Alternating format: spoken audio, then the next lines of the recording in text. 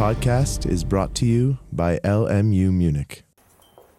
Okay, good morning everyone. So this will be the last lecture, and it will be a little bit faster than the previous two lectures. So I'm going to use slides, and I will try to present a proposal for the description of the interior of a black hole, and if I have time, some more recent work. So yesterday we argued that the black hole information paradox in flat space is connected to the question of what happens at the horizon of a black hole, and in particular whether the horizon is smooth. And of course, this motivates us to ask the question whether a big black hole in ADS has a smooth horizon. And the reason we are asking this question is because in this case we have the SFC correspondence, so we could try to understand the problem more precisely from the point of view of the CFT. And I will present today some arguments against the existence of a smooth interior for big ADS black holes. So these arguments are in some sense a version of the final paradox for ADS black holes. And later I will try to propose a resolution of these paradoxes. So this will be based on work that I did with Sommerfeld. And if we have time, I will talk about some recent work with these collaborators, where we try to apply some of the ideas which were developed in the context of traversal wormholes to the problem of studying the interior of a one-sided black hole in ADS. Okay, so yesterday we stopped at the point where we wrote out an expression for an operator in the conformal field theory which can represent a local bulk field at the point t, omega, and z. So z is what I called r yesterday. And we wrote the formula for this field in terms of the Fourier modes of the boundary operator, which is dual to the field phi, multiplied by certain solutions of the Klein-Gordon equation on the black hole background. And I argued that in the larger limit, if you compute correlation functions of this field phi on the state psi, which represents the black hole, then you reproduce the correlators that you would calculate in effective field theory in the background of the black hole and in a quantum state that you determine by following the computation of Hawking during the gravitational collapse of the star. So before I move on, are there any questions about this from yesterday?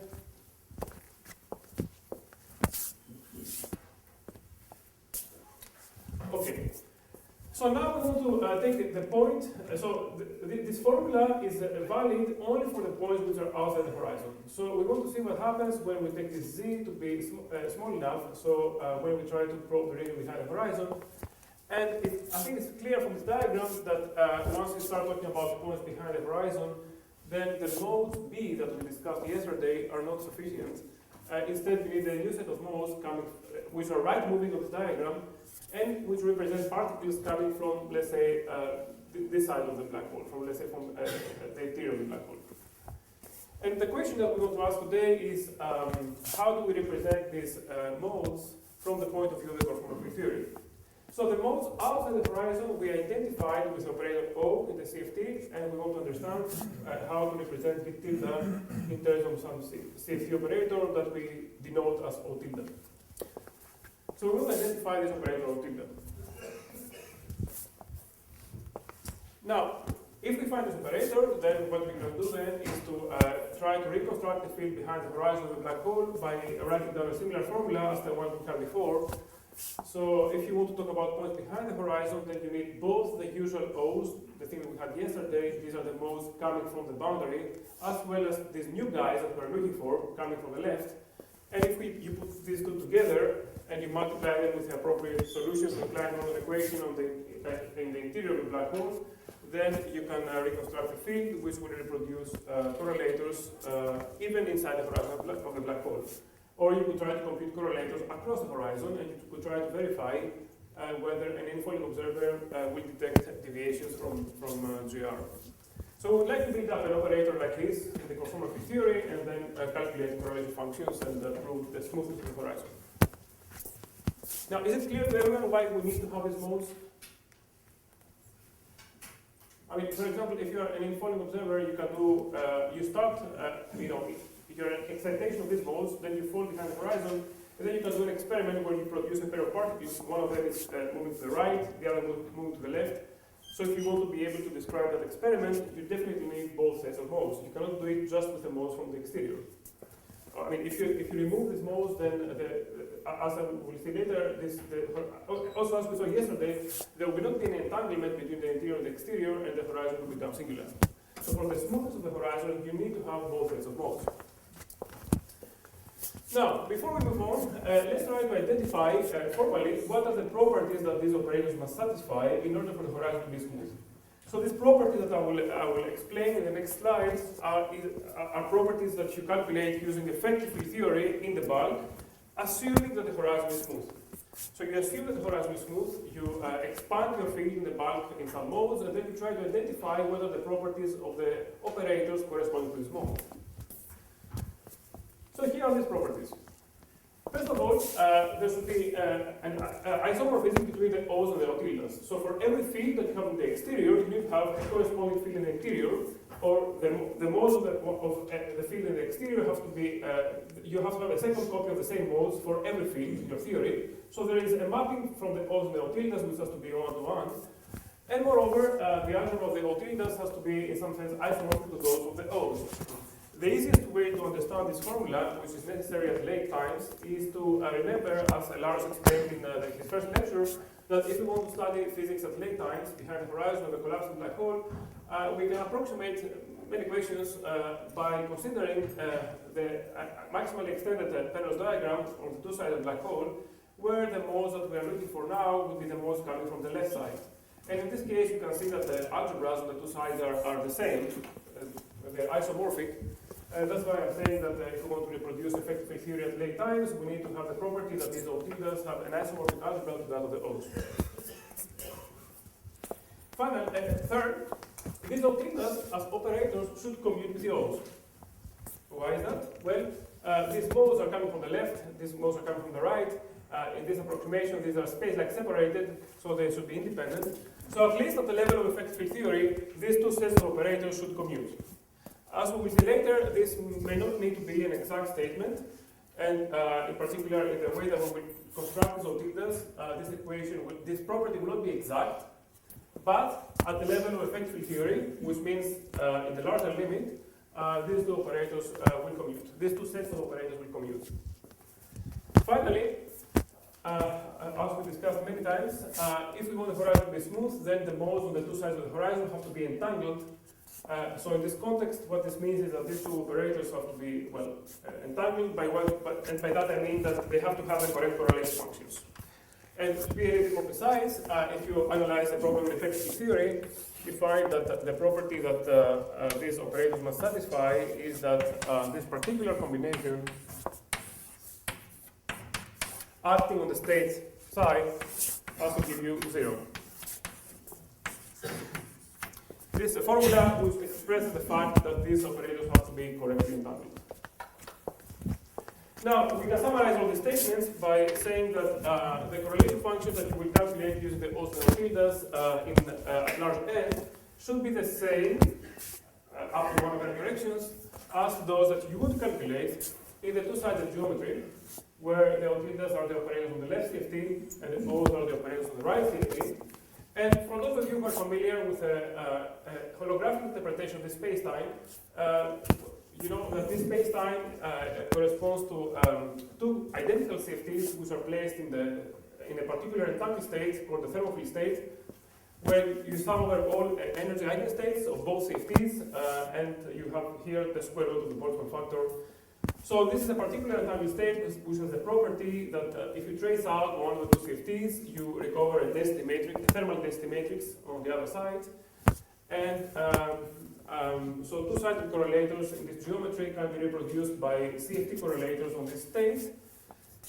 And what we're saying now is that these operators O tilde must have the property that correlators between O's and O tildes must be very close to correlators that you would calculate on this state. And one more statement is that correlators on this state, two-sided correlators on this state, can be related to analytically continuous correlators of one-sided CFT placed in the thermal state.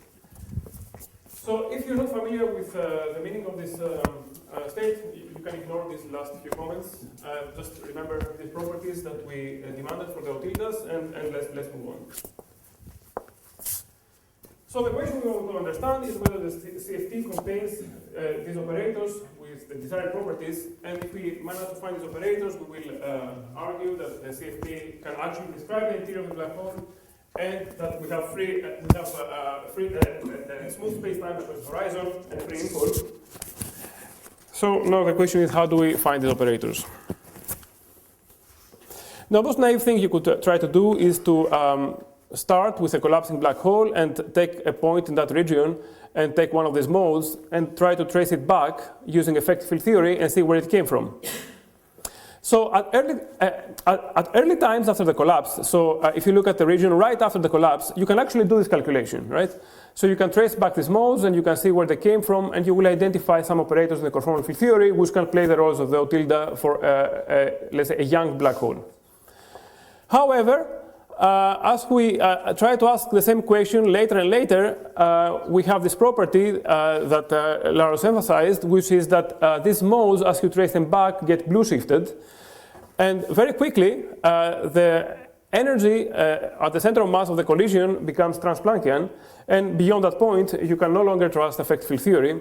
So it does not become a reliable computation to identify these modes by tracing them back and finding where they came from in the CFT. So this is one problem. There's one more problem, which is that, as we will discuss later, typical states in the CFT are not those which are formed by gravitational collapse of a shell of matter. So if you look at the Bekenstein-Hawking entropy, you have a certain number of states which is predicted by the area of the horizon. So the number of states of a black hole is e to the s, where s is the Bekenstein-Hawking entropy. But then you can ask the question, is it possible to form all of those microstates by the gravitational collapse of a shell of matter? And the answer is no, because you can try to estimate what is the number of possible initial states of a shell of matter in ADS, for example, with given energy. And if you do that calculation, you can convince yourself that the number of states, the number of initial states of a shell of matter is parametrically smaller than the number of final states of a black hole.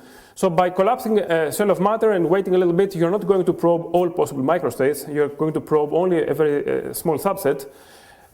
Said differently, we cannot produce a typical black hole microstate starting with a collapse of this shell. So even if we could follow this through and calculate where this O tilde came from, those O tildes we would not be able to apply them to a typical black hole microstate. So we're not going to follow this procedure. We're going to find a different way of constructing the O tildes. Already this is a bit discouraging, and now we'll present a few arguments which indicate that no matter how you try to find these O tildes, you will not be able to succeed. So the first argument is a counting argument.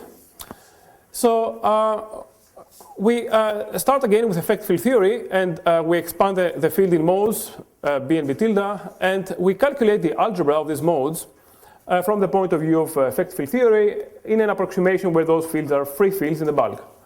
So first of all, these guys will obey the standard algebra. These are creation and annihilation operators. And also they have certain particular commutation relations with the CFT Hamiltonian. So these are very standard. These commutators are telling us that if you act with B dagger, so that B dagger, it should also have a subscript omega.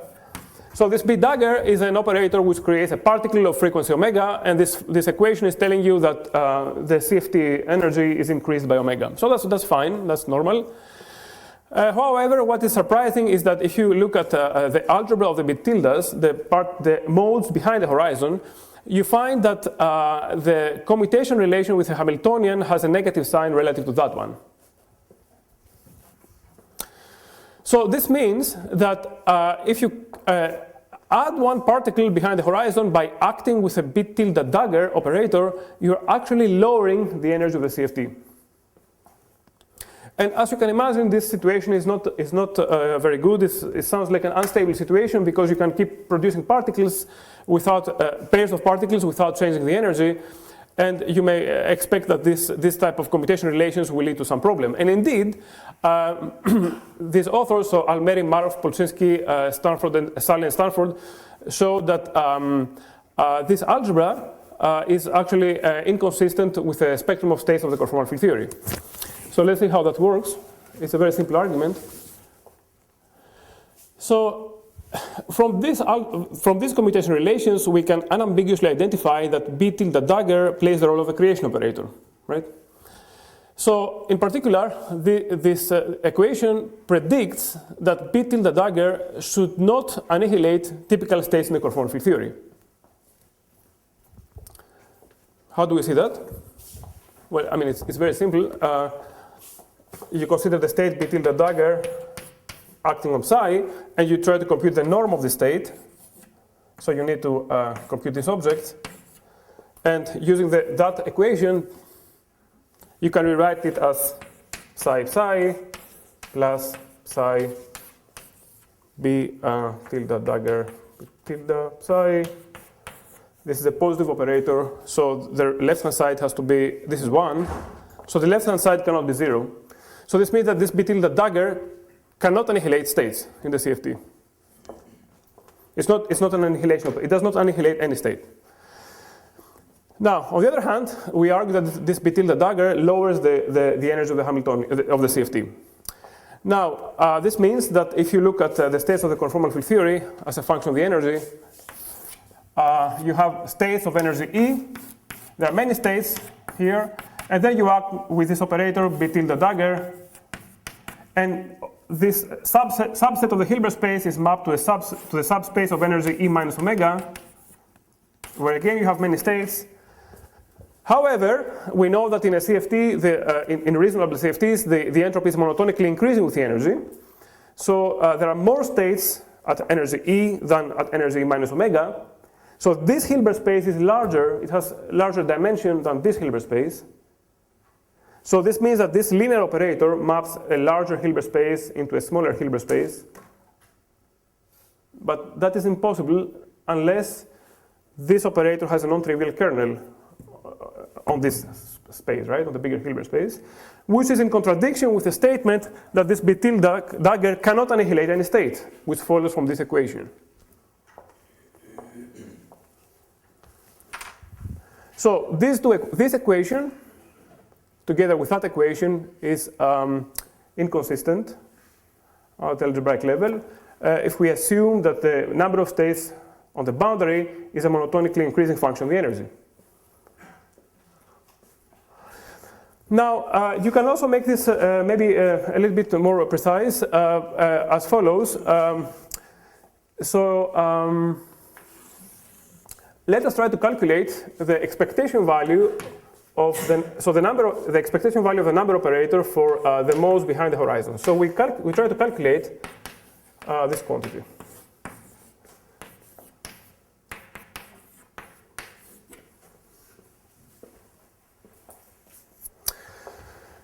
So first of all, I will take this B tilde dagger, and using this equation, I will try to commute it to the left of this factor. That you can do, right? And you get that when you using this equation, and when you commute B tilde dagger through this exponential of the Hamiltonian, you get a factor of e to the beta omega trace e to the minus B tilde dagger e to the minus beta h over z B tilde. Now we use the cyclicity of the trace to rewrite this as e to the beta omega times trace of e to the minus beta h over z B tilde dagger. Then we use that equation, the fact that B and B tilde dagger obey the standard commutation relations of creation and annihilation operators, to rewrite this guy as B tilde dagger B tilde plus 1. So this becomes equal to e to the beta omega n, the thing we want to compute, plus 1. So we have this equation that n has to be equal to this. You can solve for n, and you find that n, the expectation value for the occupation level of these modes behind the horizon, has to be equal to minus e to the beta omega divided by e to the beta omega minus 1. So this is a negative number, right? which is clearly inconsistent for an operator which is not non-negative. So this operator, it's an operator times its dagger, so it's non-negative. So no matter what this operator is, it cannot possibly have a negative expectation value. But that's what we found using this algebra. This equation together with that equation. So are there any questions about this argument? So this shows that this argument shows that it is impossible to find an operator B tilde and B tilde dagger in the conformal field theory which obeys these two equations at the same time.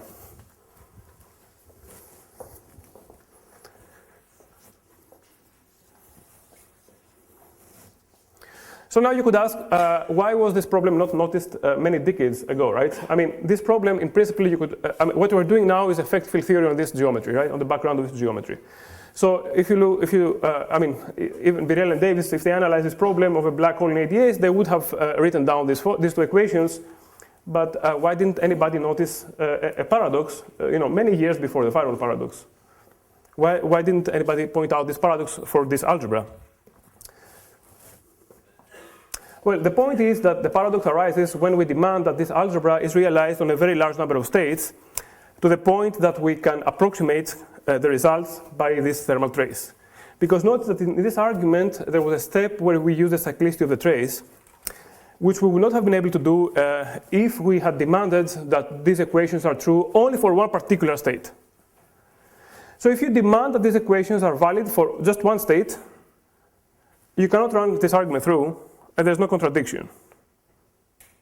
So if you do semi-classical gravity, you do not have this very large number of states on the boundary. You just have one state, the semi-classical state of the quantum field, and there's no contradiction between that algebra and the state on the boundary. But if you demand that this algebra is realized for a very large number of states, and as a result you can approximate certain quantities by a trace, then you run into this paradox.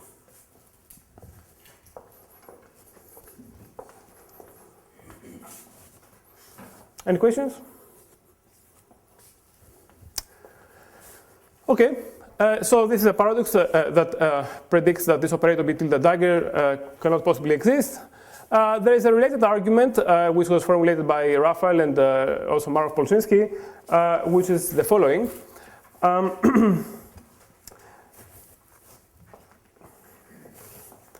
So yesterday we wrote down the expansion of the Minkowski vacuum in as an entangled state between the two Rindler wedges, and we wrote the equation that if you look at one particular mode of frequency omega, the Minkowski vacuum has the expansion of e to the minus pi omega n times n left and right, and this particular expansion is precisely the combination that you need in order for this state to be annihilated by this operator, right? So the fact that the infalling observer through the Rindler horizon does not see any particles relies on the fact that the Minkowski vacuum is annihilated by this combination, where for Rindler space beta will be equal to 2 pi, and that's why we have the smooth horizon, because we have the correct entanglement. Now, if instead of the state, we had considered the state where the left and the right modes have definite occupation levels, then, of course, on a state of this form, there will not be, the horizon will not be empty, there will be some particles, there will be some excitations. So if we want to have a state without an excitation of the horizon, we need to have the fact that it is a superposition of different occupation levels for the modes outside the horizon.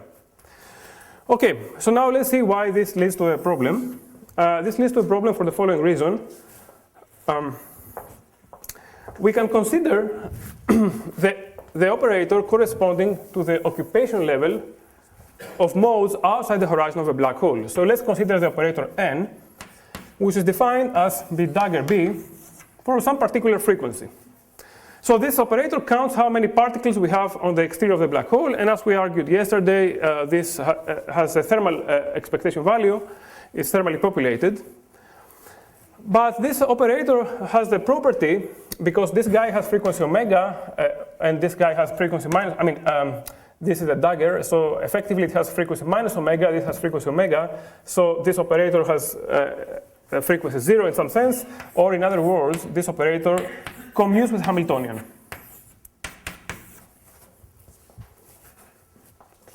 This statement is not exactly true because it's true only in the larger limit, but for the purpose of this argument, we can take the larger limit, and if you work a little bit more carefully, you can convince yourself that the 1 over n corrections do not invalidate the argument that I'm going to present. So then what we're going to do is we will consider an operator which corresponds to what the infalling observer measures. So that could be the number operator for particles in a particular mode of the field that the infalling observer will detect. It will be a projector, which is 1 if the horizon is smooth, 0 otherwise. So it will be some observable for the infalling observer. Let me call that observable A. So this is something that the infalling observer will measure. And this observable will indicate whether the horizon is smooth or excited. Now, we will argue that there is a contradiction between the following statements.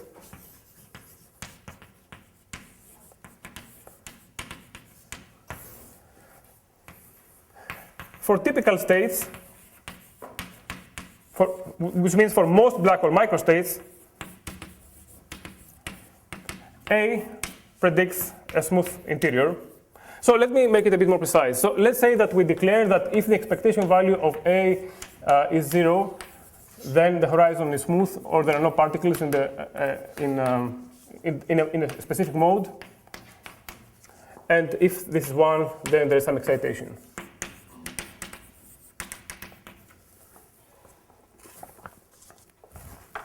So the first requirement is that for typical states, we want the horizon to be smooth, which means that the expectation value on a typical state has to be equal to 0.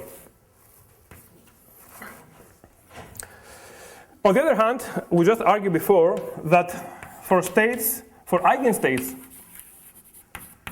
of the number operator of the modes outside the horizon, the expectation value of A will have to be equal to, let's say, 1.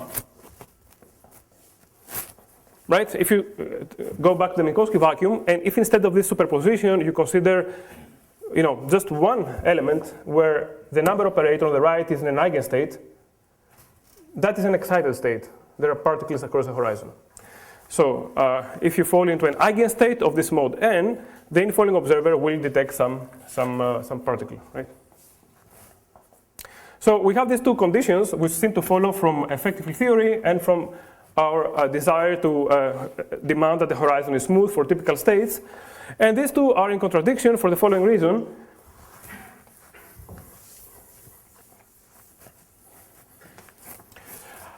If this equation is true for typical states, then it means that if you also compute a trace of this operator A over the ensemble of states of given energy, so let's introduce the microcanonical density matrix here for states of energy between E naught minus delta and E naught plus delta.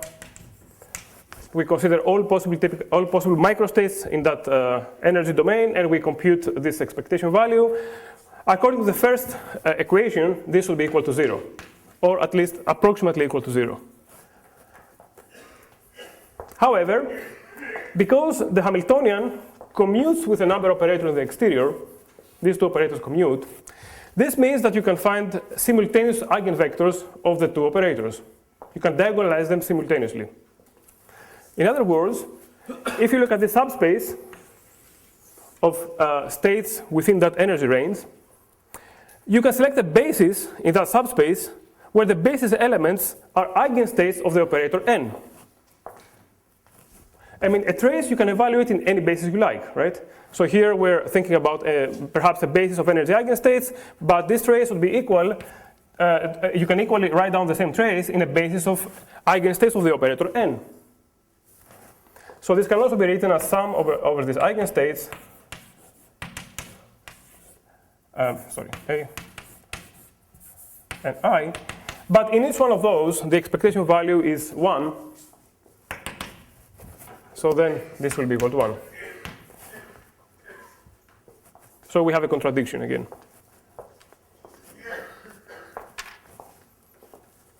So this is a second argument which indicates that something is strange about this algebra, and it may be very difficult to construct these operators B tilde in the conformal field theory. Finally, there is a, let's say, more general intuitive argument, which is the following. If this B tilde were some normal fixed operators which are the same for all microstates, then we would be able to think of them as representing a tensor factor in the Hilbert space of the CFT. So the Hilbert space of the CFT would consist of a sector representing the operators B outside the horizon, then B tilde inside, just behind the horizon, and perhaps other stuff which are not represented in the bulk in a simple way. But then, what we want for smoothness of the horizon is that these two tensor factors have to be entangled in a very precise way. As I explained yesterday, we don't just need a certain amount of entanglement. We want even the details of the entanglement to be precise, right? For instance, I remind you in Minkowski space, if you modify the state by some phases here, you do not change the amount of entanglement, but you do change the details, and then the state becomes excited. So if we want the horizon to be smooth, we need to have specific and precise entanglement between these two sectors of the theory. And this has to be true for typical states, which sounds extremely counterintuitive. If you take a complicated chaotic system and you divide two parts and you take a typical state, a random state, why would you always have the same pattern of entanglement between two subsectors? It sounds like it's going against our intuition from statistical mechanics.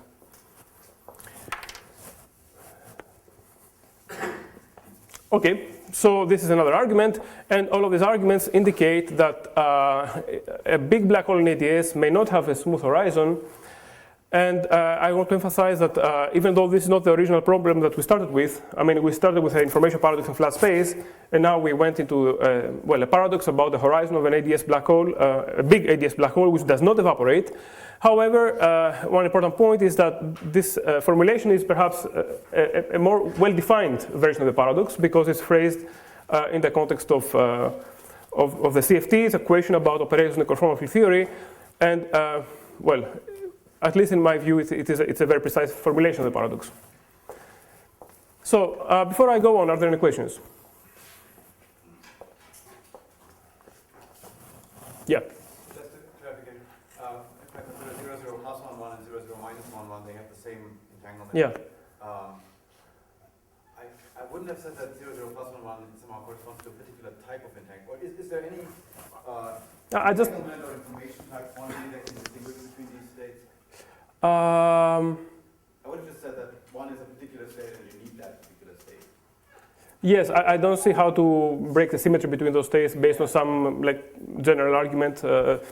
I mean, if you fix the operators, if these operators are fixed a priori, if they're fixed, then of course they select one particular state. If you want the other state to be smooth, then you will have to introduce some phases here. And but I agree, there's no invariant way to select one of those states.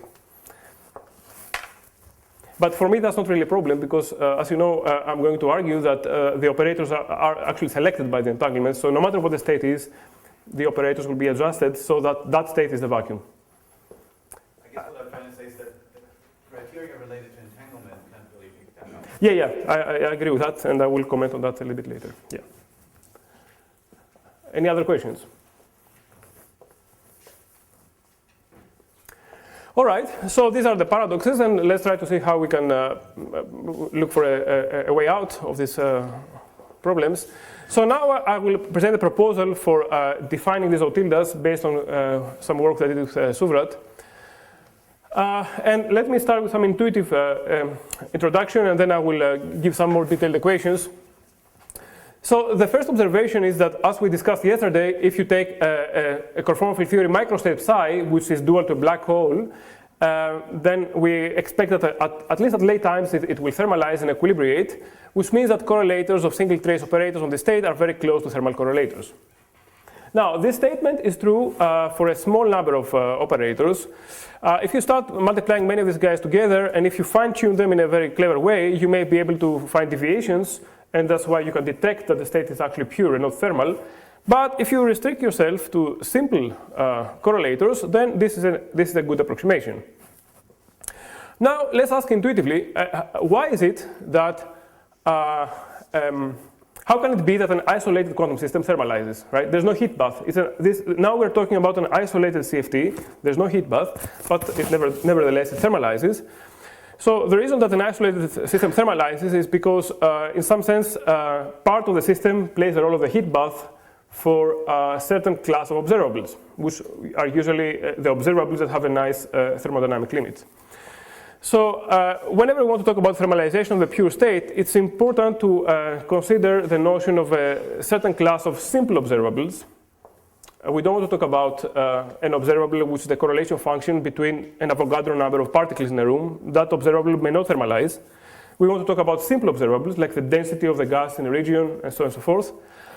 And in this large N-gauge theory, there's a very natural way to define this class of simple observables by considering the sector of low conformal dimension single trace operators, which represent basically a very small part of the Hilbert space. I mean, we know that the entropy of the state grows like n squared. So the quark-Coulomb plasma microstates, there are many of them, but there is a hierarchy between the number of those states and the number of light operators that you can write down in a large conformal field theory. So we concentrate on these light operators, and we think of them as defining a small algebra where you can take these guys, you can multiply them together, you can take linear combinations, but you should not multiply too many of those. So the number of factors in this product should not scale with capital N. So, of course, if you impose this cutoff, this is not really an algebra. It is a set of observables which behaves like an algebra in a limited sense, as long as the number of factors in the product is small. But strictly speaking, mathematically, it's not a complete algebra. I think this is not a problem. I mean, also when we talk about large N factorization in a gauge theory, we have the same issue. Large N factorization holds only if you multiply a small number of operators. If you multiply many of them, it may break down. And if you want to know the precise cutoff, that may be a little bit tricky. But for everything we're going to say, this issue, for most of the things I'm going to say, this is not a problem. Yeah. Is this algebra characterized by the equation that's at the top of the slide? In other words, the set of I will define it in the 2 slides from now. So then the point is that if you take the small algebra and you probe the state, the pure state, it will look like a thermal state.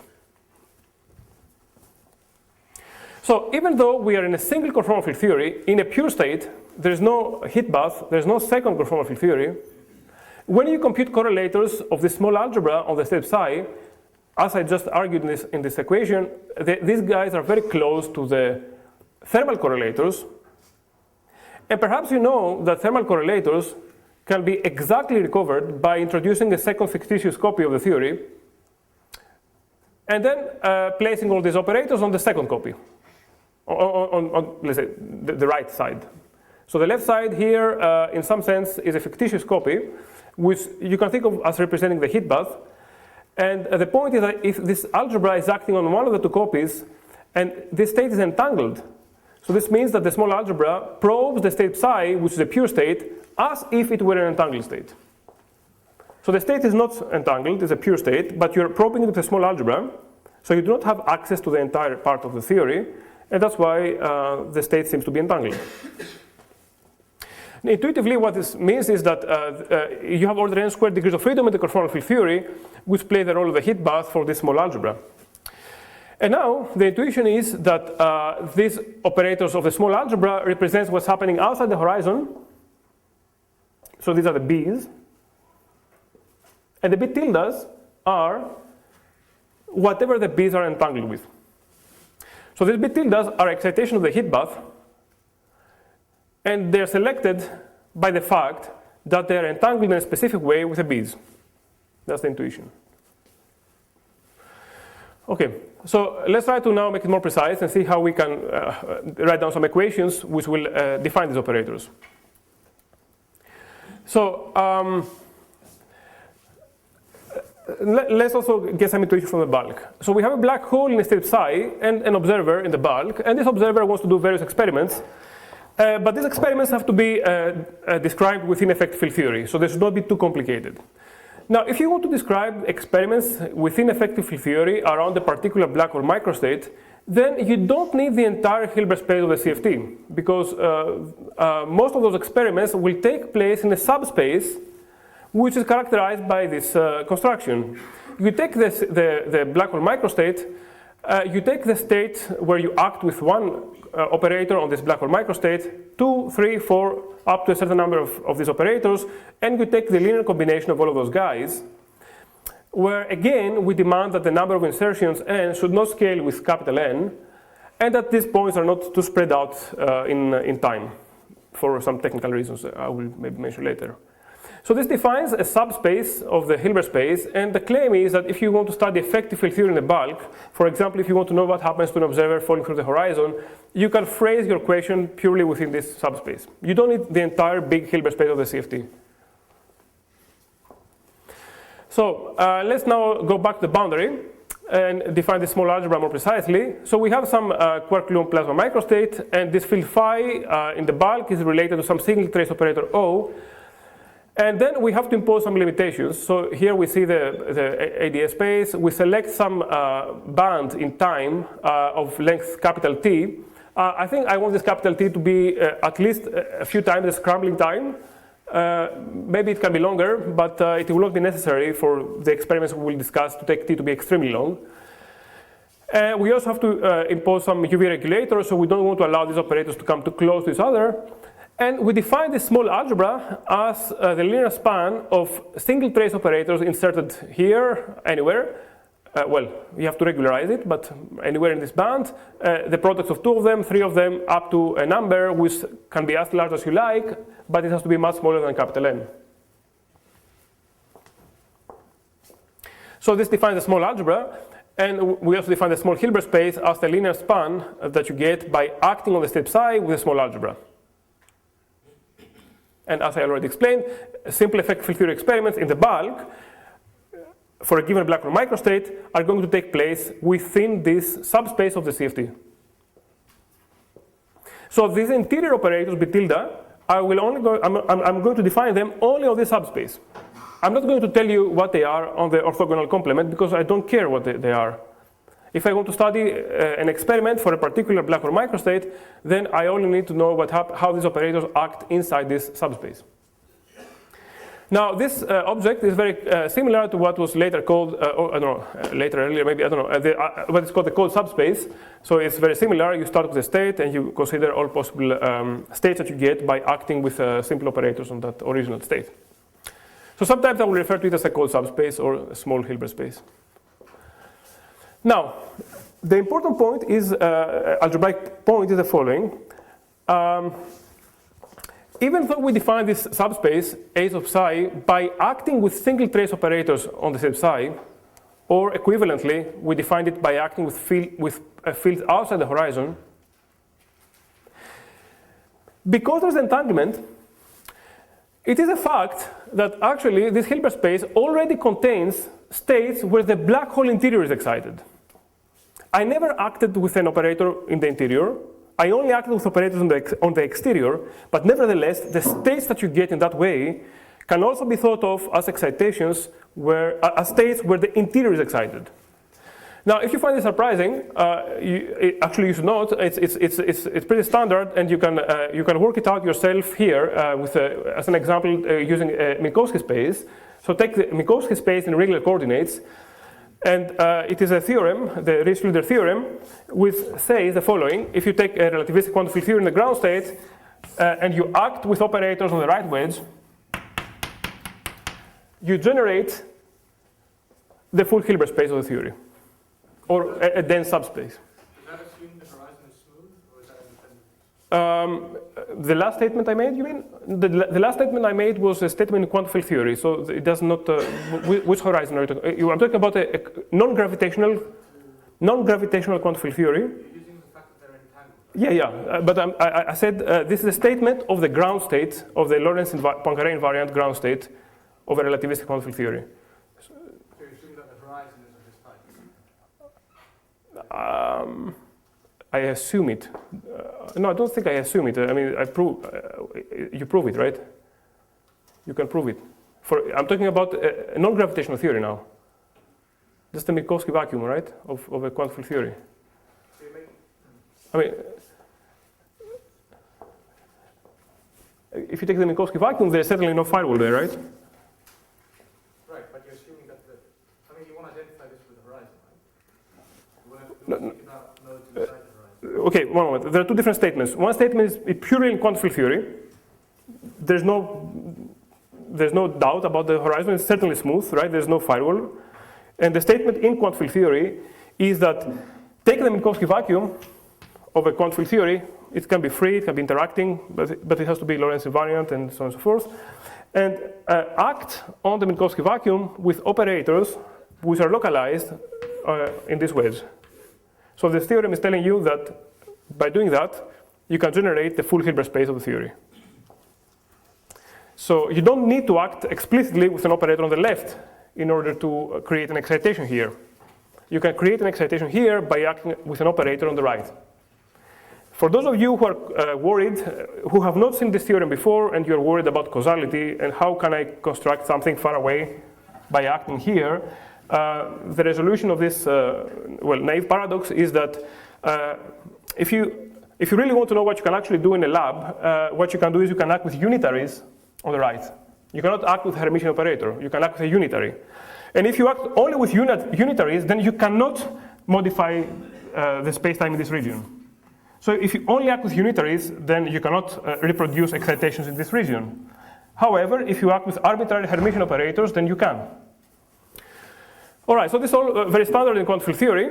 And what I'm saying is that the same thing applies locally near the horizon of a black hole. So from the point of view of the bulk, if we act with operators here, we're actually generating states where there are excitations in the interior as well. You can get all types of states in this way. So a state where you have one particle behind the horizon is already contained in this set that I defined by acting with operators in the exterior. I don't need to add it explicitly as a new state. It's already there.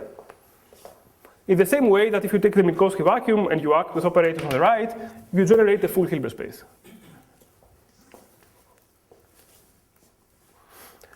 Okay, so this space, this called subspace or small Hilbert space, already contains excitations, states which have excitation in the interior, and these are the excitations that you could get either by acting directly with B tilde dagger on the state psi, or by exploiting the entanglement, you could get them by acting with something on the exterior.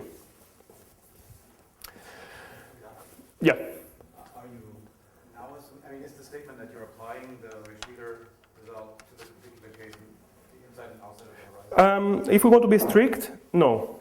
I don't want to do that. I just define this set for now. I mean, we can think intuitively that this is what we're secretly doing, but I don't assume it here. I do not assume there is Schlitter theorem. I don't assume anything. I guess I'm not understanding then how we already know that there's no firewall. Oh, we don't know. We don't know. So if there is, then there wouldn't be that excitation. Well, so at the algebraic level,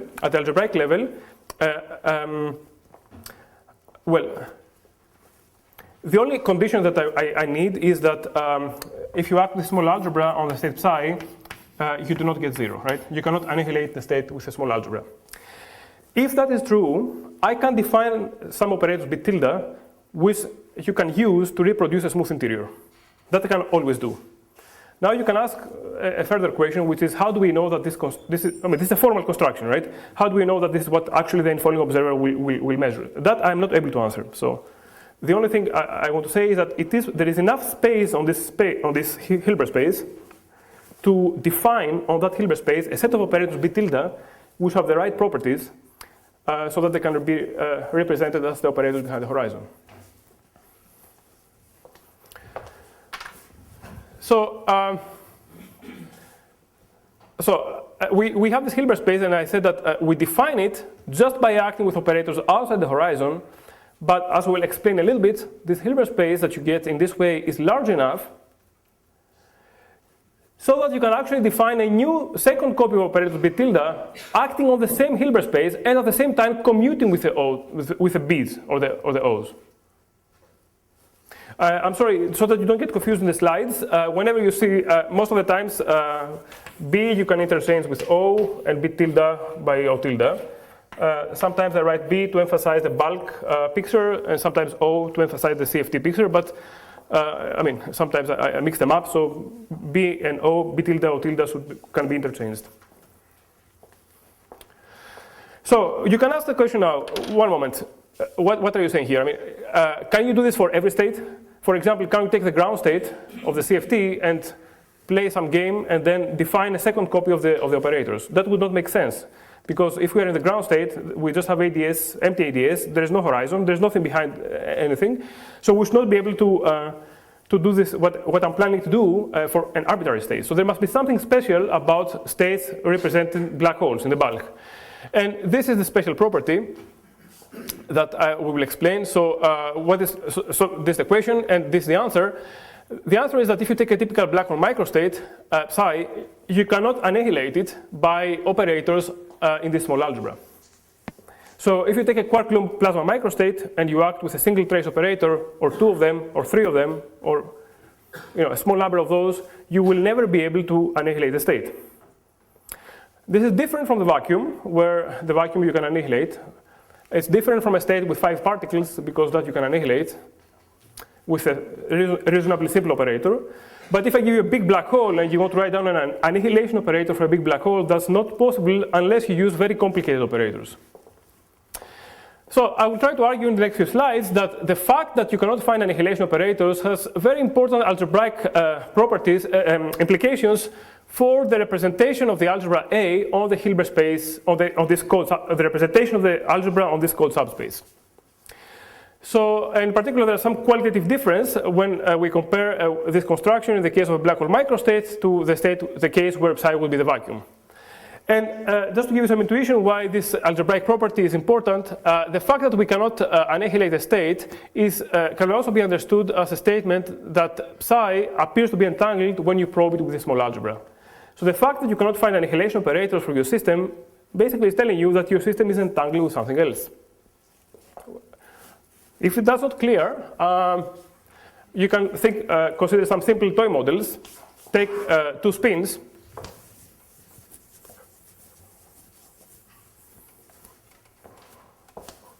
So just take 2 spins in an entangled state.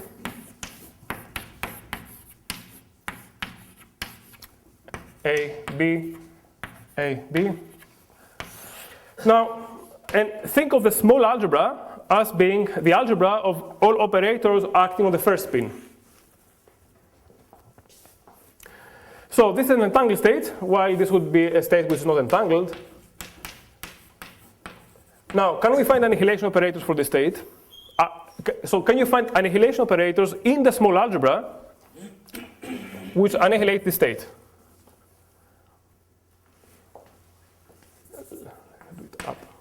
It's more clear.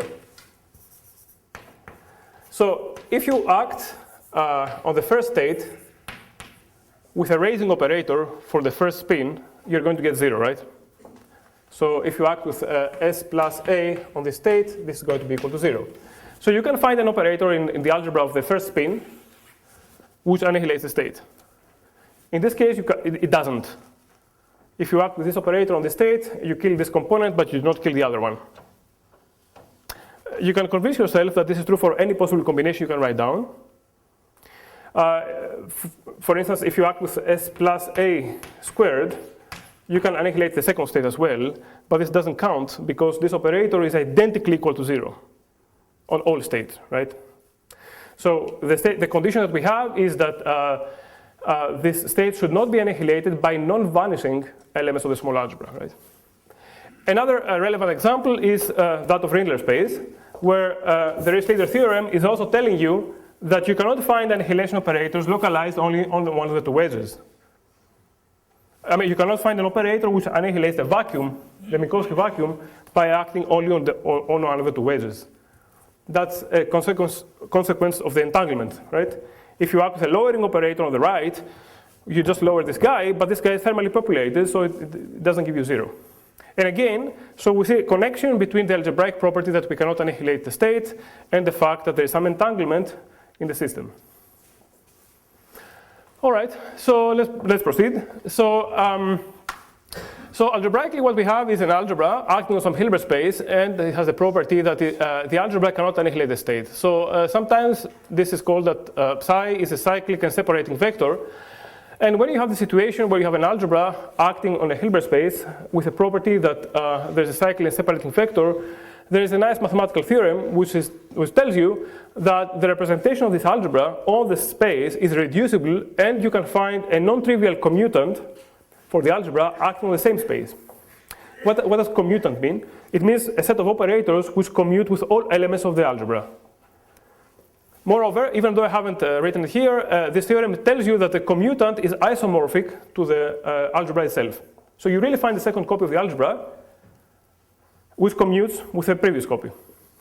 And both of them are acting on the same Hilbert space. There's a, yeah.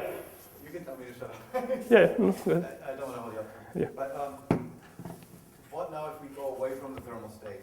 And for example, I could build a little refrigerator that I put somewhere outside of the black hole that makes sure that some wave packet is not excited, and then I can actually annihilate it with a simple operator. I still wouldn't want to say that there's a firewall because of that. Yeah. So, that is a limitation of this construction that I'm presenting, which is the following. I don't know how to do it in one shot for all states. I know how to do it for equilibrium states. And taking that answer, I can slowly build up the definition for the states that you are talking about. But you may not be entirely satisfied by that, because it would be nicer if you could have one equation which works for all states at once. So these equations that I'm going to write down have the reasonable physical interpretation if you apply them on an equilibrium state. So the state you were talking about is out of equilibrium. There's the washing machine or refrigerator or whatever outside, and it's not in an equilibrium, right? Even within equilibrium states, I mean, if I put a bunch of mirrors in the outside of a black hole, it'll Yeah. be a different equilibrium state, and I think the construction will have to be modified. Sorry, mirrors, you mean, I'm using the word equilibrium a little bit as the same, I'm identifying equilibrium states and typical states here. So the state you're talking about would not be typical in the space of states of that energy, right? Sure. Yeah, so, I can give you an answer by starting with the equilibrium state on top of which you have added those mirrors. But yeah, it's not entirely satisfactory, right? I mean, as you know, the reason that I'm obsessing with that is that in Minkowski space or asymptotically classical space-time, there's no such thing as an equilibrium. Yeah. So, sure. So, if you want to do the same thing for an evaporating black hole in flat space, it will be non-trivial because the states are not really in equilibrium; they evaporate. So for now, what I'm saying is, strictly speaking, relevant only for big black holes in ADS. Okay, yeah. Just to understand, so it sounds like saying you have operators like O and L tilde, which can create things on the outside and the inside. Yeah. So you can't annihilate the state. But can you not act on both the outside and the inside? Oh yeah, sure. I mean, of course, if you act with both of them at like a linear combination of both, then you can annihilate the state. Yeah. Definitely. I mean, what we're saying is that we have this Hilbert space. And on this Hilbert space, we have two algebras acting, A and A prime, the commutants. Both of them are acting on this space. They commute, these two algebras. Let me call it A tilde, right? And if you take only one of the two, if you take operators only in one of the two algebras, you cannot annihilate the state psi, right? If you take combination of both, then you can. It's the same in Minkowski space, right? You cannot annihilate the Minkowski vacuum by acting with a lowering operator on the right, but if you act with a linear combination of a lowering operator on this side and a raising operator on the other with appropriate coefficients, you can annihilate the state. Anyway, so there are some equations now you can write down, which in a sort of canonical way identify for you the mapping between the algebra A and the A tilde. So I'm not going to go into the details. You start by defining some antilinear map on the space, then taking the square of this antilinear map, and then doing a polar decomposition, which gives to you an anti-unitary operator J, which gives you the mapping from the operators O to the operators O tilde. I don't have the time to explain in detail, but just let me say very briefly, intuitively, how this works. If you have an entangled state, you can always, of two systems, you can always go to what's called a Schmidt basis, right? So an entangled state of two systems can also always be written in the form lambda I system A, I system B. We're summing over I. So even though this is an entangled state, so in principle we would have to have I and J, a double sum here. The statement is that you can always find a basis by doing unitaries on both sides, where the entanglement becomes diagonal. In this basis, the operators O act on, let's say, on this factor. Then the operators O tilde that you get by this construction would be operators with the same matrix elements, but acting on the other factor. However, this construction is more general. You don't need to do this diagonalization. It can be applied directly in any basis you like. Also, this construction is relevant in situations where, like quantum field theory, where you cannot really factorize the Hilbert space because of the UV divergences. So it has some advantages, even though it's more formal. And let me now mention something. This operator delta that you define in this way is a positive Hermitian operator, and you can write this in this way. This exponent k is what was originally defined as a modular Hamiltonian. Raphael talked about it in his lectures. This is the same object, with one difference maybe, is that in this way of defining the modular Hamiltonian, what we get is not the logarithm of the density matrix of the system, but rather we get the full two-sided modular Hamiltonian. So in the case of Rindler space, if you follow this procedure, you're not going to get just the Lorentz boost restricted on the right wedge. You will get the Lorentz boost acting everywhere. So you get the full modular Hamiltonian, the two-sided modular Hamiltonian. Yeah.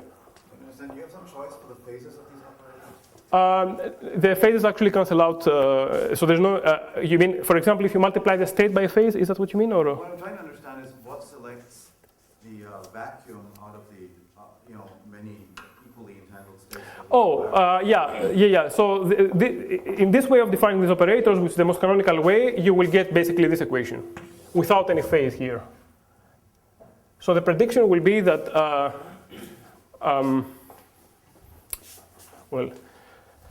O tilde acting on the state psi. I mean, what follows from these equations is that O tilde acting on psi can be written as e to the minus beta ace over 2, O dagger e to the beta ace over 2 acting on psi. So if you bring it on the right-hand side, on the left-hand side, and you do a little bit of algebra, you get this equation. Yes, I'm not questioning that you can get this. Yeah. You mean, how would you get the other? Couldn't you also get any of the other equally entangled states by a I guess so. I mean, I guess you essential of the vacuum, right?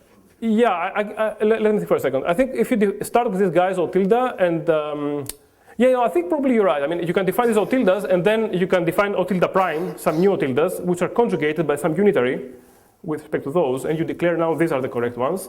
And then it will not be a smooth horizon anymore. It will be a singular horizon. So this does not prove that the uniqueness of these operators, that the only way to find O tildes is by getting a smooth horizon. It's a good physical motivation. Yeah, so maybe you should think of it as an argument about the existence of operators with the right properties rather than an argument that tells you that, yeah, these are the unique operators you could possibly write down.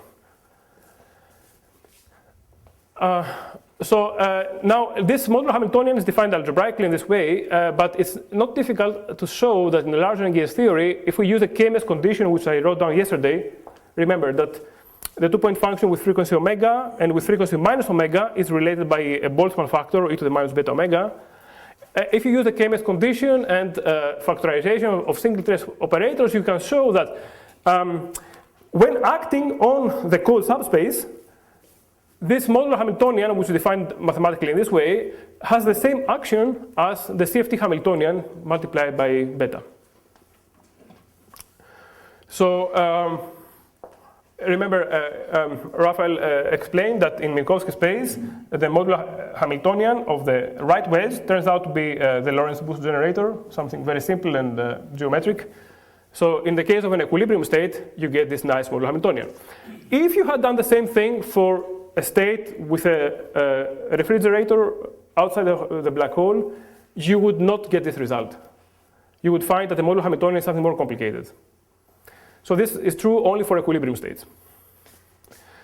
Okay, now if you work it out a little bit more, and if you use these facts and you think a little bit about it, you see that you can also write down a set of linear equations which define how these operators of tilde act on the state psi.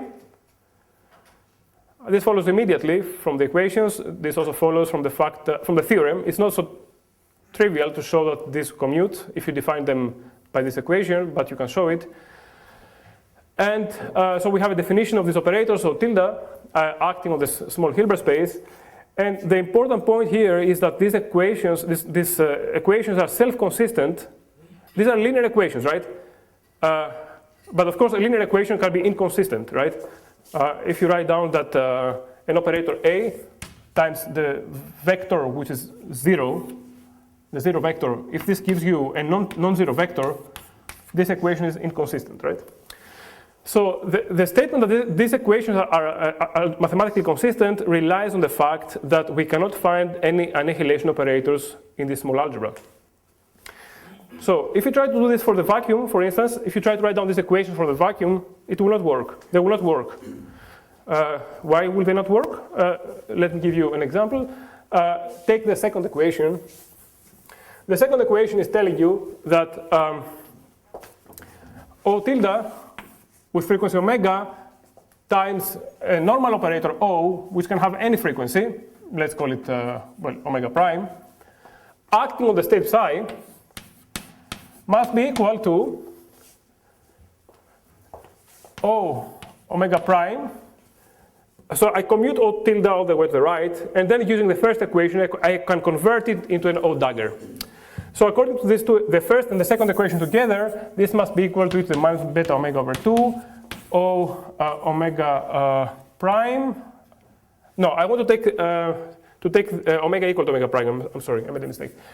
So these have the same frequency, and here I get dagger psi, right? So this is the combination of the first and the second equation.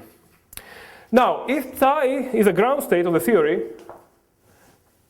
the ground state is annihilated by this operator. So this will be 0 as a vector. So this equation would tell you that you act with a linear operator on a vanishing vector, and you get a non-vanishing vector, which will be inconsistent.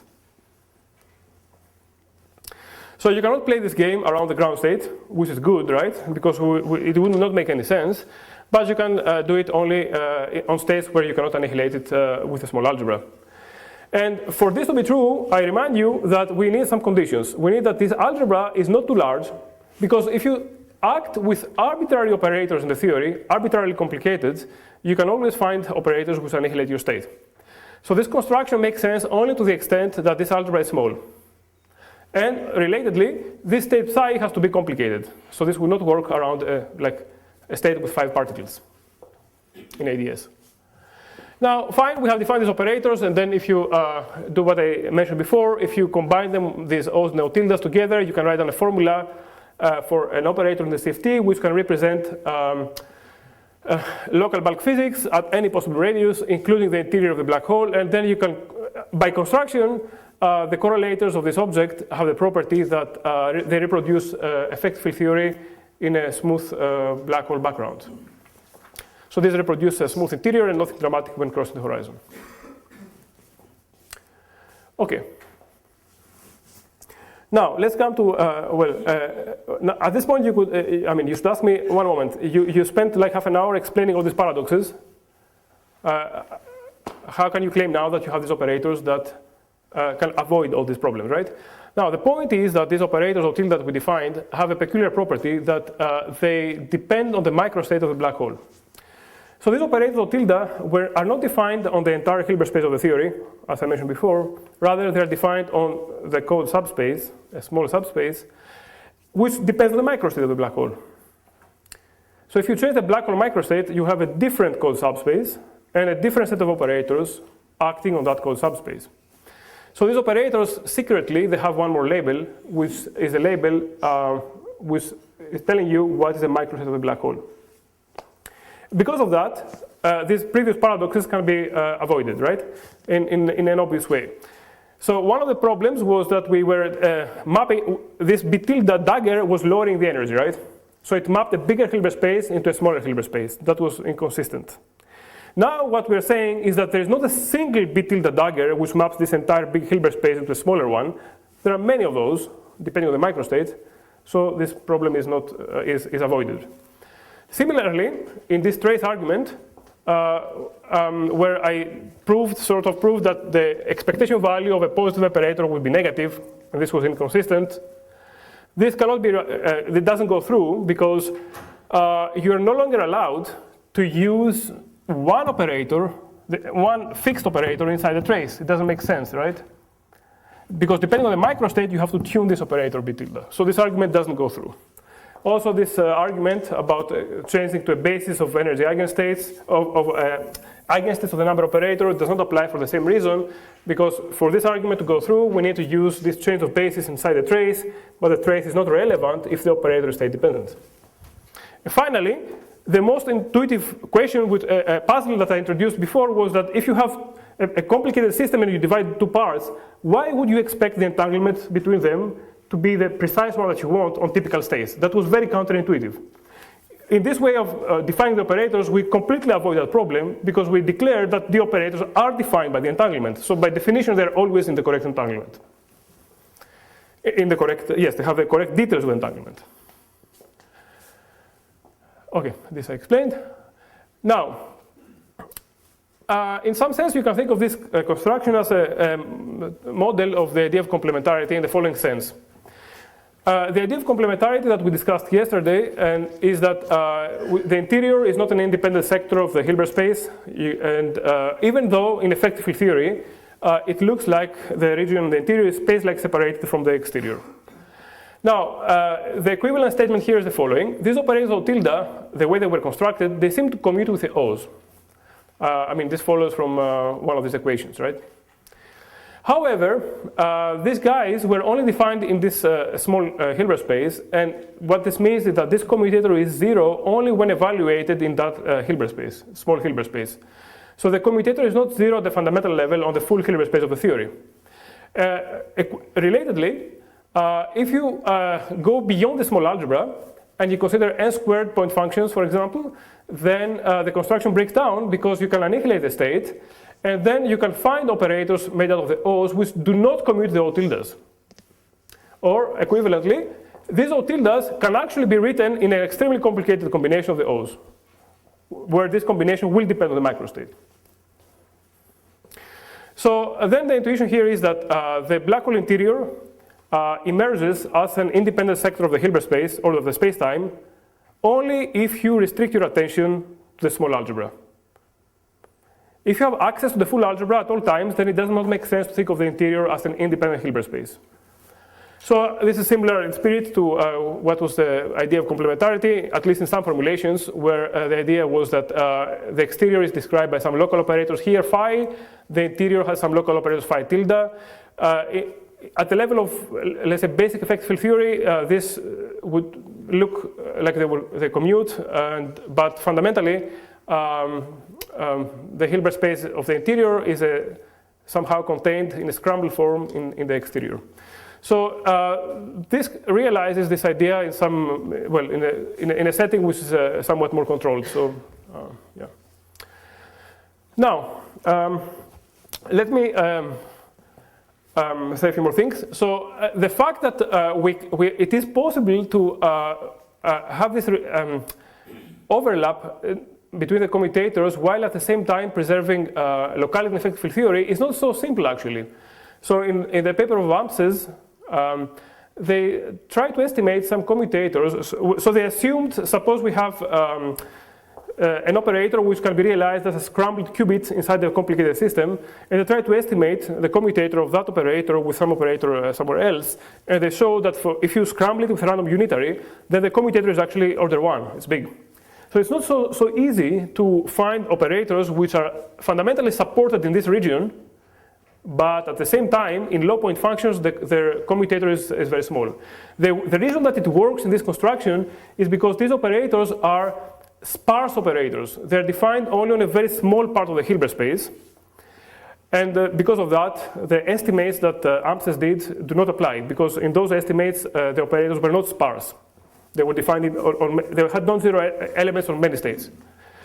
Then this quantum cloning and strong subadditivity paradox of Matur and Amps can be avoided because, well, if these are not independent Hilbert spaces, you cannot apply the strong subadditivity argument.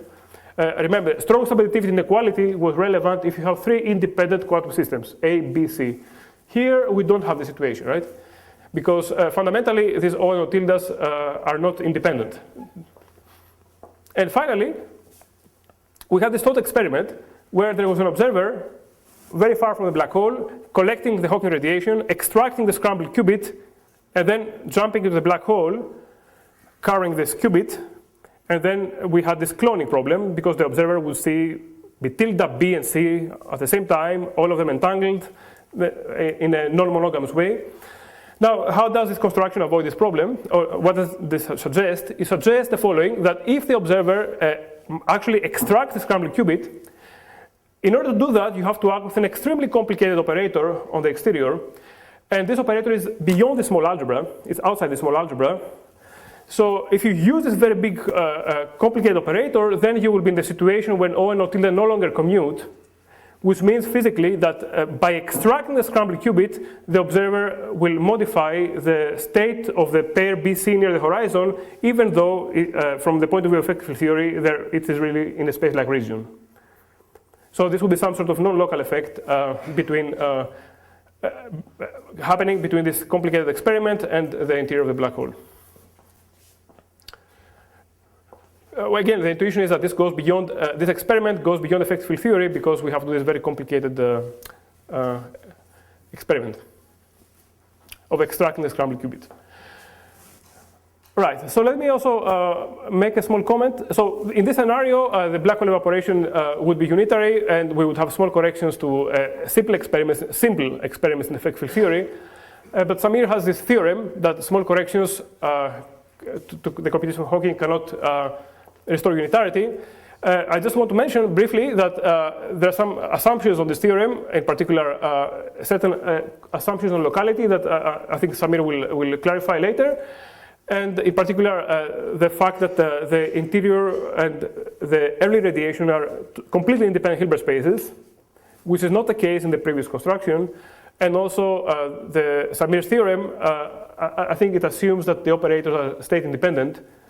So just keep in mind that the construction I explained before does not satisfy the assumptions of this theorem. Now, let's mention some problems. In my opinion, the most important problem is this one. We have given a way of defining these operators, but we have not explained why this is the correct choice, right? So in particular, we do not have a dynamical principle that will explain why the infalling observer selects this state-dependent operator and experiences a free infall. In particular, these operators are extremely complicated. The infalling observer has finite amount of time, right, and limited resources. So how is it that his experience automatically aligns in the correct basis to measure those particular operators? This question I don't know how to answer. And notice that, as Raphael mentioned a couple of times, it is not enough to say that these operators are selected by the entanglement. That would be too strong, because if you demand that that's true for all states, then you would predict that basically the horizon is always empty. There's nothing ever on the horizon, it's always smooth. And this would contradict the fact that you can prepare experiments where there are excitations inside the horizon. You will not be able to see them. So you cannot just say that entanglement selects these operators. This is true on equilibrium states, but more generally, we don't know. So to answer this question, we have to think more seriously about quantum mechanics of the infalling observer. And maybe some ideas from the coherence may be useful here in the sense of giving us some reasons why these particular operators, maybe there's a dynamical reason why these particular operators are more stable under time evolution, and the infalling observer somehow automatically selects those operators. But I don't have anything meaningful to say. This is an open question. There are some more technical questions, which is, okay, you have given some proposal, right? Is it actually consistent? So this proposal has some flavor of nonlinearity, right? Because the operator is not a fixed operator, it depends on the state. So you may worry that this operator will violate the linearity of quantum mechanics. Now, we don't maybe care so much about the linearity of quantum mechanics at the formal level. We care whether the infalling observer in the bulk can detect any violations of linearity. So there has been some discussion in the literature about various thought experiments, whether you can design some thought experiment where this proposal would predict violations of linearity quantum mechanics. Okay, I only have 10 minutes. It's not fully clear. If you want to know more about it, you can ask me in private. But let me say that there are several situations where you can show that there's no problem. For example, if you take a superposition of states, of two different black hole microstates, and you build the code subspace of one, you build the code subspace of the other, and you try to combine them into a single code subspace, that works. There's no problem there. And finally, there are many technical questions. For example, I think it's not entirely satisfactory the way we deal with the constraining by saying we have a small number of operators. It would be nicer if we could have a more robust, mathematically robust definition. Also, there are some questions about the precise identification of equilibrium states, questions about one-over corrections, and so on and so forth. Okay, so in the remaining 10 minutes, I will talk about some more recent ideas, but I somehow have to do it very quickly. So, so far we talked about, we tried to build up the field which is relevant for the infalling observer, right? But that's a very difficult problem because we don't really know how to describe the quantum mechanics of the infalling observer. Now we would like to see if we can use these operators to do a different type of experiment where we're sitting on the boundary and we're throwing stuff into the black hole and we're trying to get them out again. And in the process, in this process, we would like to use this operator somewhere. Okay. Let me then skip all the slides and just give you some intuitive description of what the idea is. So recently, there was some nice development by Gao, Jeffers, and Wall, which is the idea that if you can take this eternal black hole, and so the eternal black hole corresponds to two decoupled CFTs. And in particular, because the CFTs are decoupled, the wormhole in the bulk is non-traversable, right? You cannot go from one side to the other. But what these authors found is that if you couple together the two CFTs at some moment in time by a double trace perturbation of the form O left or right, so you couple the two CFTs for a little bit, and then you switch off the coupling, then what they found is that if you select this coupling in a clever way, what happens is that you produce negative energy shock waves in the bulk which shrink the horizon a little bit. They displace the horizon in such a way that a particle which would normally fall into the singularity can actually go through and get detected in the other CFT. So this protocol is a protocol which allows you to probe a region of space-time which was inaccessible before. It was behind the horizon of a black hole. And this protocol relies on a time-dependent perturbation of the boundary Hamiltonian, right? Now, since I don't have any time, I will not go into any details. I will just say that what we try to do is to find, motivated by this idea, we try to find a similar construction for a one-sided black hole. So then the question is there any perturbation we can do on a one-sided black hole which will make the horizon shrink a little bit in such a way that particles which used to be behind the horizon and would normally fall into the singularity can get detected on the boundary. And perhaps it's not maybe surprising that the way to do this, I mean, our proposal of how you can do this is by considering a one-sided black hole. So this region now is not a second CFT. This region behind the horizon is the region which is described by the O-tilde operators. So there's some cutoff here because we had, at some point, if you remember, we had to do some UV cutoff. We had to introduce a UV cutoff in the definition of the O-tildes. So the O-tildes cannot be described for arbitrarily localized excitations, which means that the left boundary is not present. But so this is supposed to represent the Penrose diagram dual to an equilibrium state in a single conformal field theory. And what you can check is that if you perturb this CFT Hamiltonian by an operator of this form, where the O-tildes were the operators that I was talking about before, then you do generate a negative energy shock wave on this part of the spacetime. That's entirely certain in the sense that there's no conjecture here, because you can really calculate the two-point function of the bulk in the presence of this perturbation. You can do the perturbation theory, and you can check that the stress tensor that you get here is precisely the one that Gauss, Jaffers, and Wall had. So you do generate a negative energy shock wave, which will shrink this horizon a little bit more. Well, you can play some experiment where we produce a particle behind the horizon in this region using the tilde operators. Then you also do this double trace perturbation and you try to detect the particle, which gives you a prediction about the CFT correlator. Then we have some formal arguments why this correlator does indeed indicate the signal you expect. And so we did some numerics in the SYK model, which were relevant for this computation. And okay. You get something like this signal there. And okay, I don't want to say a lot more. So let me come back again to the main idea and see if there are questions here. So here we use these O-tilde operators on the boundary. What is important is that when you act these O-tilde operators on the boundary, these questions about state dependence and whether it's violates linearity of quantum mechanics are not relevant anymore. The reason is the following. In quantum mechanics,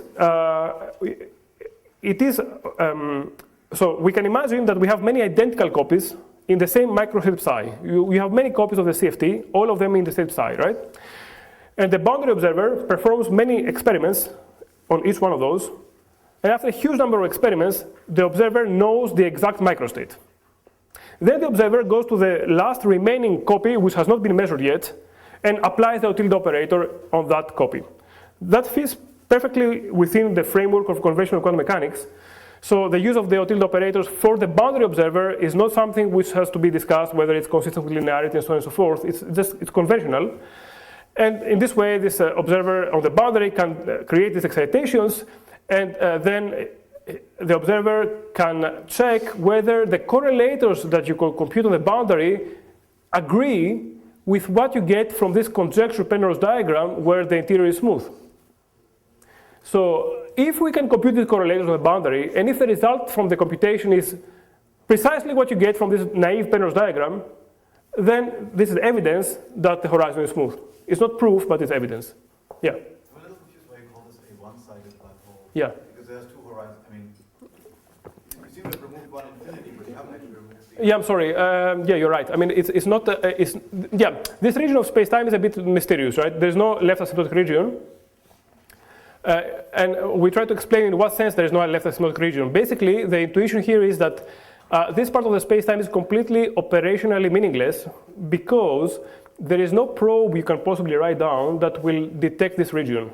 The reason is that this region is the region corresponds to excitation of the O-tilde operators. And these O-tilde operators cannot be too heavy, right? There's an upper, well, if you put a particle here, you're lowering the energy of the CFT, right? So you cannot lower the energy of the CFT indefinitely, right? So this means that there's an upper cutoff to the energy that a particle on this region can have. If there's an upper cutoff in the energy, this means that this particle can never go too far out in the ADS, right? Because of the gravitational potential.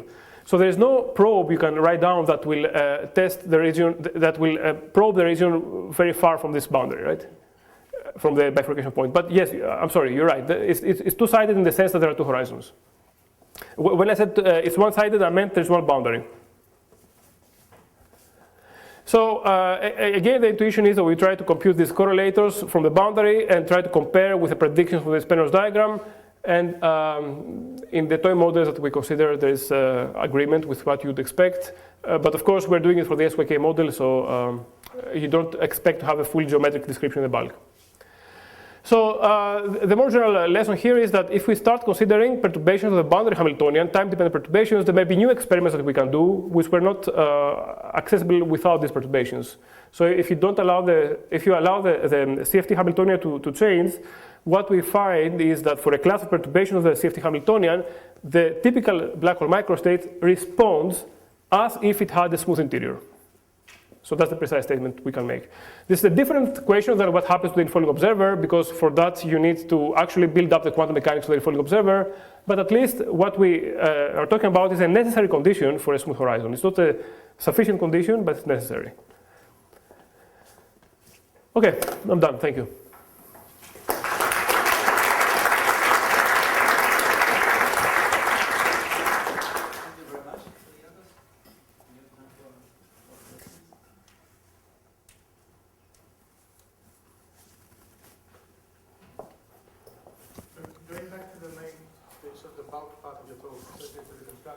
Yes.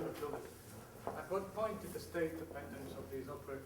Oh. At what point did the necessity of the state dependence of these operators become manifest? Well, okay. First of all, from the point of view of the definition, just the way we define them, they're explicitly state dependent. I mean, look at the equations. They depend on psi, right? This is one equation, right? Or if you look at these equations, they depend on the equations explicitly depend on psi. Now, you can ask, fine, let's take this definition for one particular psi, change psi, look at the new operators, and try to combine them together, right? Into a globally defined operator everywhere in the Hilbert space. That you cannot do, and because if you look at all these code subspaces, there's a huge number of those, right? So if you try to combine all of them together, the overlaps between those will accumulate, and it will give you a big error. So if you have a small number of those, you can do that. If you have like 5 states, 10 states, you can combine them together into globally defined O tildes. But if you try to do it simultaneously for e to the s states, then it does not work. And the reason we know it will never work is because of the arguments I presented in the beginning, right? I mean, in the beginning, I started by giving some arguments which go against the existence of operators with these properties which are globally well defined. So we have no way of avoiding these arguments except for making those operators state dependent. In the last setup, when we were talking about the case where the polarized effectively can shrink, do you have an understanding of what instability is causing this shrinking? Well, from the point of view of the bulk, it's pretty clear. I mean, you're producing a negative energy shock wave. So it lowers the, I mean, it shrinks the horizon, right? It's a negative energy shock wave. It back reacts. So, okay, so if I fire something, can I fire something into a real black hole like this? If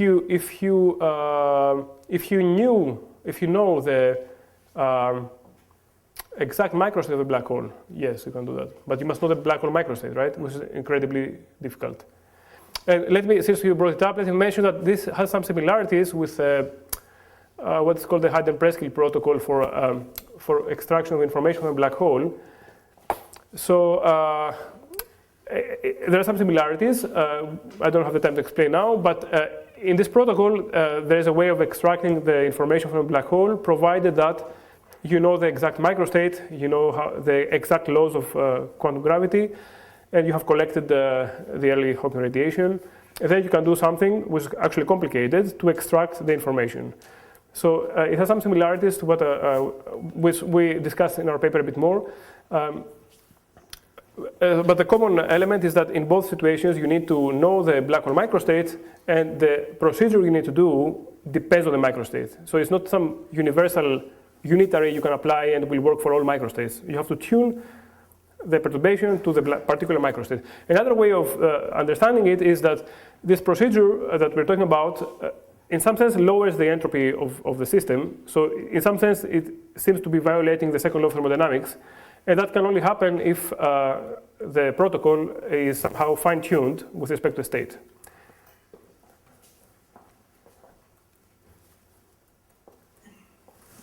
Don't see any more questions. Because we have a short